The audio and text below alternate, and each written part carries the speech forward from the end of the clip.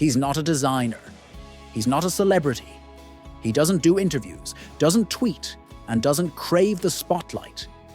Yet he's the richest man on earth. His name? Bernard Arnault. You may not see him walking the red carpet, but you've seen his power in every Louis Vuitton bag, every Dior runway, and every champagne toast with Dom Perignon. This is not a story about fashion. It's a story about power, precision, and the cold logic behind luxury. This is how Bernard Arnault built the most unstoppable luxury empire the world has ever seen. In 1984, Arnault made a move that would change everything. He bought a bankrupt French textile company, Boussac. But he didn't want the factories or the fluff. He wanted one jewel, Christian Dior. He stripped away the rest, selling off every other asset, and held onto Dior like a general securing a key fortress. That was the first sign. Arnault doesn't buy for love. He buys for strategy. While others admired beauty, he hunted leverage. It was the move of a strategist in a world of romantics. And it worked. The acquisition of Dior wasn't just a financial play, it was symbolic. Arnault had found his crown, and now he needed a kingdom. He saw what many missed. Fashion wasn't about fabric. It was about margins, mystique, and exclusivity. Luxury, to Arnault, was a business of perception. And perception could be scaled. He understood something profound. Scarcity could be manufactured, and desire could be engineered. He didn't just want to sell, he wanted to dominate. In a world chasing trends, he built a machine that would dictate them. He didn't follow fashion, he mastered the game behind it. Then came the power play. In 1987, Louis Vuitton merged with Moet Hennessy, forming LVMH. A luxury titan was born, but the beast had no master. Arnault moved silently. In 1988, he invested heavily, quietly acquiring a 24% stake in LVMH. Whispers of a takeover rippled through Paris. He pushed further, investing hundreds of millions more, until he reached a 43.5% share. It was enough to control the empire from within. While others played chess, Arnault built the board. He didn't just join the game, he rewrote the rules. By 1989, he'd ousted the old leadership and crowned himself CEO. No loud speeches, no dramatic exits, just a quiet consolidation of power. LVMH, under his leadership, became not just a company, but a war machine.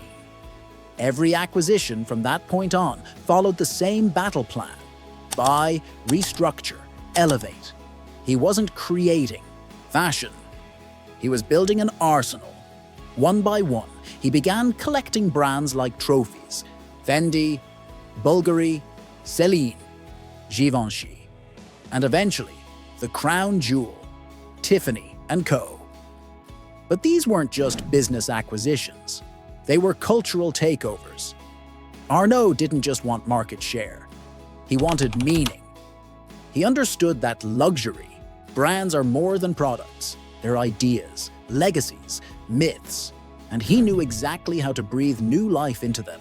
He studied not just fashion, but psychology. What makes someone crave a $5,000 handbag? Why do people wait months for a watch? Arnault knew the answer. Identity. Buying luxury wasn't about need. It was about becoming. He didn't manage brands.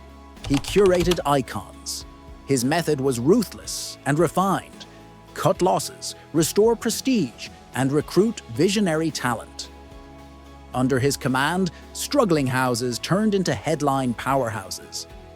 Dior was reborn under John Galliano. Louis Vuitton became a street-style symbol under Virgil Abloh. Phoebe Philo transformed Celine into a minimalist's dream.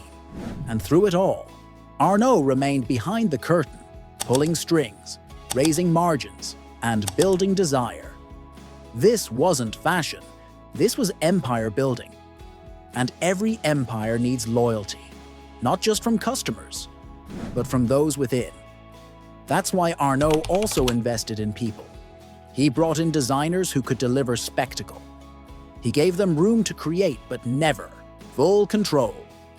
The brand always came first. The story always mattered more than the star. His obsession wasn't celebrity, it was control. Unlike other billionaires who chase the camera, Arnault operates in the shadows. No public meltdowns. No impulsive tweets. Every move is calculated, every decision is part of a legacy plan. He once said, "Luxury is the only sector where it is possible to build a company that lasts forever." And he's doing exactly that. He's not building a brand, he's building a dynasty. And like all dynasties, succession matters. Arnault has slowly positioned his children into leadership roles across the LVMH empire. Antoine, Delphine, Alexandre, they're not just heirs. They're executives, trained from within, mentored by the master himself. In Arnault's world, the next generation isn't optional, it's essential. To him, image is everything. LVMH doesn't just sell products, it sells dreams. And dreams are controlled with precision. From exclusive distribution to perfect packaging, every detail is engineered to enhance mystique. Even scarcity is a tool. Limited runs, long waitlists, and elevated prices. All of it designed to make you want what you can't have. And when you finally do get it, you're not just buying a product, you're buying status. That's the genius. Arnault doesn't need to shout. His customers do it for him. Today, LVMH is home to over 75 luxury brands across fashion, jewelry, perfumes, wines, and more. It's a cultural superpower wrapped in elegance. Its valuation soars beyond 500 billion with brands like Louis Vuitton, Dior, Dom Perignon, and Tag Heuer under its wing. It dominates every level of the luxury pyramid. And yet, Bernard Arnault still moves quietly, building behind the scenes, installing his children in leadership positions, and ensuring his family remains at the helm for generations.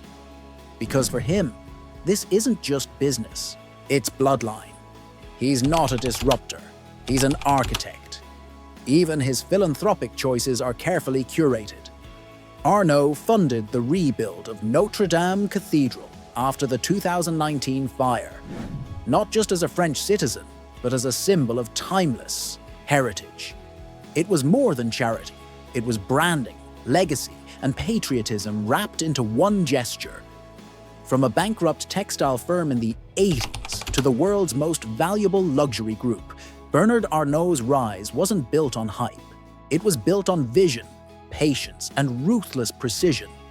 He didn't invent fashion. He mastered its mechanics. And in doing so, he rewrote the rules of luxury for the entire planet. So next time you walk past a Louis Vuitton window, or sip from a bottle of Moet, or admire a piece of Tiffany jewelry, remember, it's not just about taste, it's about empire. It's about control, scarcity, and the cold brilliance of one man who saw what the world wanted. Before the world knew it wanted it. If you enjoyed this journey into the silent power behind the world's most glamorous brands, make sure to subscribe for more stories like this. Hit the like button, share it with someone who needs to hear the truth behind luxury, and drop a comment below, because sometimes the richest stories are the ones told in whispers.